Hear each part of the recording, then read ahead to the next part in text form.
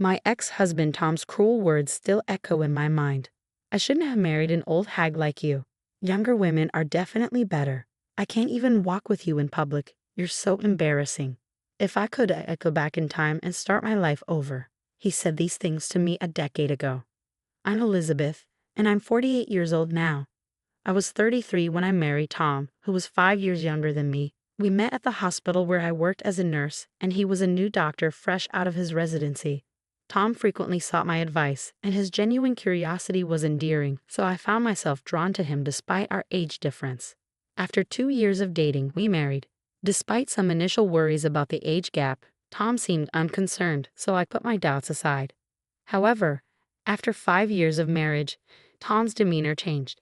He began verbally abusing me, constantly voicing his regret over not marrying a younger woman. His overly friendly interactions with young nurses at work upset me, but I stayed quiet, not wanting to cause a scene in the hospital. Tom's infidelity was revealed one day, and the other woman was a former patient of his, someone I had never met because we worked in different departments. She was 10 years younger than me and expecting his child. Tom's casual attitude toward his betrayal was shocking. With an old lady like you, it's no wonder we couldn't have kids. My girlfriend is carrying my child, he said with a laugh. I couldn't stay in such a toxic relationship any longer and agreed to a divorce. When I told Tom and his girlfriend I would seek alimony, Tom reacted with anger. I was married to an old hag like you for 5 years, and you want alimony. I should be the one getting paid. Who would pay you anything? His outburst surprised me, revealing he had never considered he might owe me financial support despite his affair. Tom's father even called me, dismissing his son's behavior and suggesting it was natural for a young man to pursue a younger woman. I was appalled by their complete lack of accountability. Tom adamantly refused to pay, leaving me no choice but to consult a lawyer. I couldn't just walk away quietly after his infidelity and verbal abuse.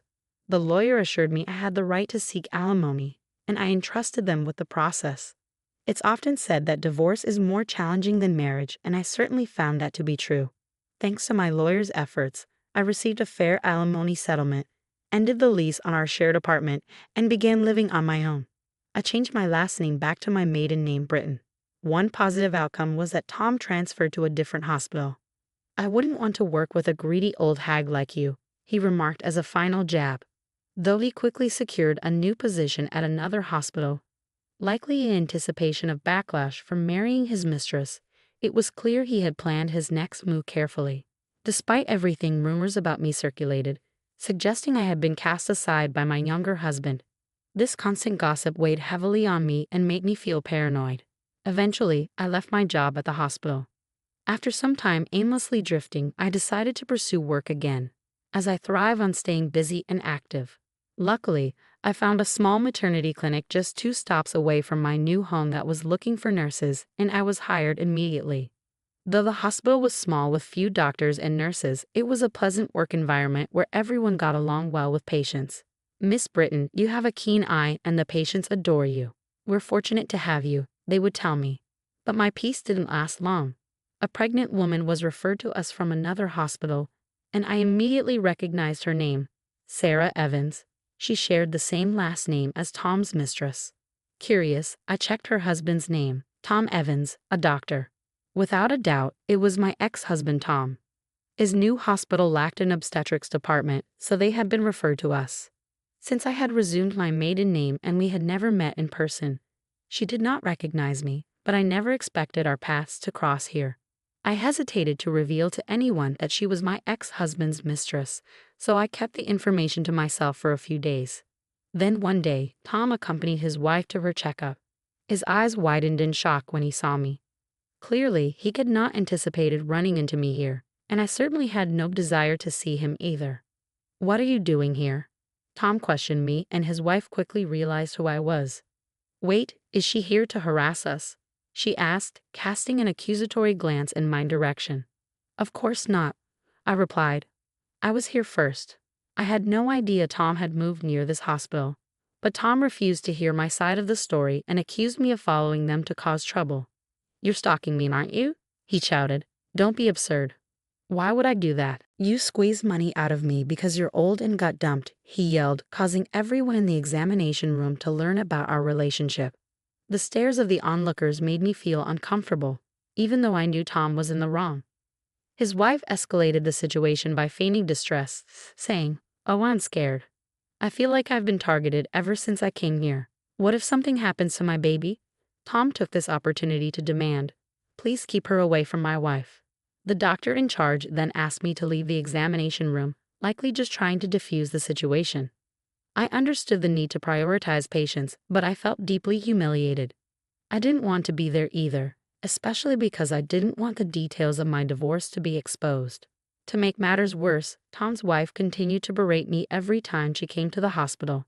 Although everyone knew I wasn't to blame, they chose to remain silent to avoid upsetting her or interfering with her pregnancy. As a result, the work environment grew increasingly uncomfortable. With more than 6 months until her due date, I couldn't imagine enduring the tense atmosphere for that long. Although it was a good workplace, I decided to resign from the hospital. "It's a shame, but there's nothing we can do," the director said, looking somewhat relieved. Though I knew I had done nothing wrong, it felt as if I were being unjustly penalized. Worn out from the ordeal, I decided not to search for a new hospital job and instead returned to my parents' rural home. They welcomed me without saying a word. Initially, I found it difficult to do anything, but the thought of remaining idle at home made me feel guilty. So I took a part-time job at a nearby supermarket. Working outside of a hospital was a new experience, but it offered a refreshing change of pace. I had always loved being a nurse, and it brought me great fulfillment, but the constant pressure and responsibility for people's lives were a heavy burden. Stepping away from that environment was a relief for my emotional well-being. 3 years after moving back home, I was offered a full-time position at the supermarket. My hard work had been recognized, and I was genuinely pleased to accept the offer. 4 years later, a matchmaker approached me. "Would you consider an arranged marriage?" they asked, catching me off guard. "Excuse me?" "I have just the right person in mind for you," the store manager announced one day. At 45, I had no plans to remarry, so I politely declined. However, the manager was persistent. "The potential match is a 47-year-old divorcee, just like you, who went through a similar divorce due to infidelity 20 years ago," the manager explained. In the end, I agreed to at least meet the person. Given our ages, we decided to meet directly without involving any intermediaries. When I arrived at the agreed-upon restaurant, my date was already there waiting. As I walked into the room, he stood up quickly to greet me and accidentally bumped his forehead against the table in his haste to bow politely. "Ow!" He raised his face, which had turned a deep shade of red. I couldn't help but laugh at the comical situation. It was a refreshingly lighthearted start to our meeting. "Hi, I'm James. Thank you for coming today." "Nice to meet you." "I'm Elizabeth," I responded. Thanks to his endearing mishap, we quickly felt at ease with one another. As James shared his story, I discovered he had fallen in love with me at first sight when he visited our supermarket during a business trip.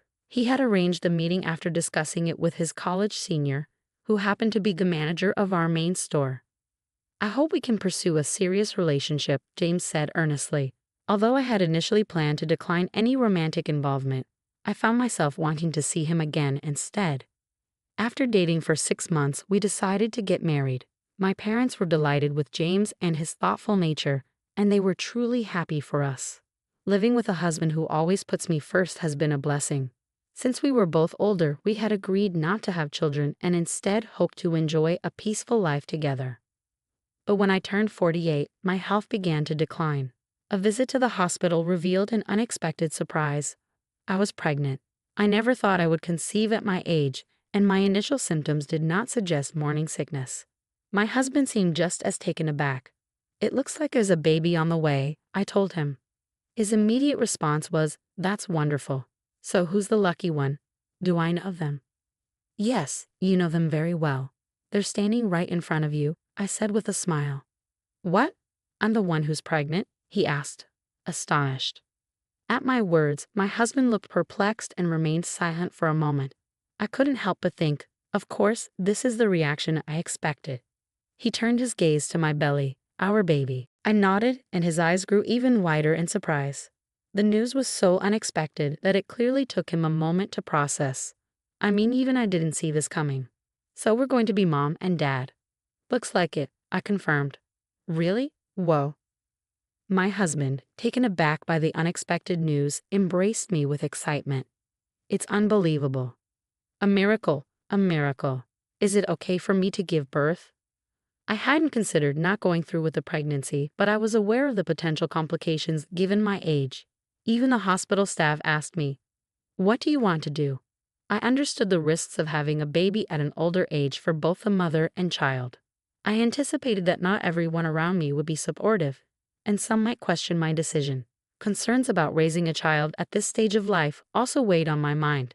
Despite these fears, I couldn't imagine ending the life growing within me. "What are you talking about?" "Of course, yes," my husband quickly responded. His enthusiasm brought me happiness, but after some time, he began to express concern for my health. It's easy to imagine the potential challenges even for someone as supportive as my husband. We talked extensively and consulted with our doctor before ultimately deciding to move forward with the pregnancy. While our parents were initially surprised and concerned, they were also genuinely happy for us. We chose to give birth at a large, well-equipped hospital to ensure the best care. The doctor overseeing the pregnancy was kind and reassuring, and on the day of one of my checkups, an internist was scheduled to be present alongside the obstetrician as a precaution. My husband was supposed to accompany me, but he had an unavoidable work commitment, so I attended the appointment alone. To my astonishment, my ex-husband Tom was also at the hospital. I never expected to encounter him in a setting like this. "Wait, seriously? You're the 48-year-old pregnant woman?" Tom exclaimed with a laugh. Having a baby at that age is unbelievable. The obstetrician and nurse in the room exchanged confused glances, but Tom seemed unfazed. "You have no right to speak to me like that. I'm genuinely concerned about you getting pregnant at your age. It's not appropriate. You're already an anxious woman. Are you even qualified to be a doctor? Why are you acting so superior? You should know that most patients here are affluent. Do you not realize you're making a fool of yourself?" "Excuse me, Dr. Evans, I'll be leaving. I wouldn't want to give birth in a hospital with a doctor like you." "Fine, leave." "Dr. Evans, that woman is the wife of the Miles Group heir, who has made substantial donations to our hospital." "What?" "Dr. Evans, you might not have realized since you're new to our hospital." "No, but she's I have no relation to you. Nevertheless, your comments were inappropriate, as Mrs. Miles pointed out. I can't believe a doctor would say such a thing." At that moment, my husband walked in. "Sorry I'm late. My wife has been an immense help to you." He'd immediately noticed my anger, and Tom turned pale, realizing something was amiss. "Is there a problem?" "This man, Dr. Evans, just told me that giving birth at 48 is disgusting." "What?" My usually gentle husband's expression hardened in an instant when he heard my words. Since I mentioned Dr. Evans by name, he likely pieced together that the man in question was my ex-husband. I had shared details of my previous marriage with him, including Tom's name and occupation. "Are you Dr. Evans? You insulted my wife, didn't you?" Well, that's..."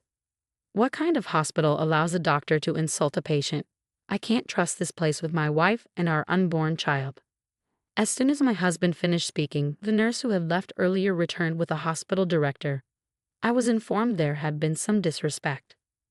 "Director, we came to this hospital on my father's recommendation, but I can't believe a doctor like this is on staff here. It seems we've chosen the wrong hospital." "I'm deeply sorry, that's not accurate. This individual is not a member of our medical staff." "What?" "I just terminated his employment." "Director, what?" "I was unaware of his behavior until now. I only hired him as a favor to a friend. We cannot tolerate a doctor who speaks in such a derogatory manner. He will not be practicing here any longer." "Wait, Director, what do you mean?" "Quiet. Leave immediately and do not return to our hospital." Upon hearing the director's decree, Tom, who protested with "no, why," was escorted out of the hallway by the obstetrician. The director offered profuse apologies, leaving us feeling sympathetic toward him. After regaining our composure, we resumed our seats, but my husband's anger lingered. "Did you only fire him because of my father's donations to the hospital? If not, would you allow such a doctor to continue working here?" The director shook his head in disbelief. It appeared that Tom had only been working at the hospital for a week. Tom's father, who was a classmate of the hospital director, had asked the director to hire his son after a recent reunion. The director had no idea Tom would behave in such a manner and offered a sincere apology. Not all the doctors at this hospital are like Tom. In fact, our obstetrician is a skilled and reputable physician. If it weren't for Tom, I would have preferred to give birth here, I explained, and my husband agreed. My father-in-law is the president of a major company with branches nationwide, donating a portion of their profits to medical and welfare facilities. He had generously contributed to this hospital because my mother-in-law received treatment for a serious illness here when she was young. As a result, my father-in-law recommended this hospital for my childbirth. A few days later, Tom reached out to us, pleading for us to intervene with the director and have him reinstated. Surely, if you ask, they might reconsider, right? It became apparent that Tom had a history of angering patients with his arrogant demeanor and had been repeatedly moving from one hospital to another. It was frustrating to see him repeating the same mistakes time and again. Despite warnings from his father, my ex-father-in-law, that there would be dire consequences if he were fired again, Tom seemed unable to learn from his actions. I couldn't help but wonder if my ex-father-in-law's leniency had contributed to Tom's behavior. When the call came, my husband was by my side. He took the phone from me and firmly warned Tom that if he ever attempted to contact us again or came near me, he would report him to the police for harassment. It seemed that Tom took this threat seriously, as he never called again. A while later, on our way home from the hospital, we stopped at a convenience store and saw Tom working there. It appeared that no other hospital would hire him anymore. He was visibly upset and told us that his wife and child had left him. But I felt no sympathy. I decided to avoid that convenience store from then on. The next year, I gave birth to a healthy baby girl. She is truly a delight, and I am committed to raising her with love and care. My husband has been enamored with our daughter since the moment she was born and is showing signs of becoming a very doting father. I'll need to keep an eye on him to make sure he doesn't spoil her too much.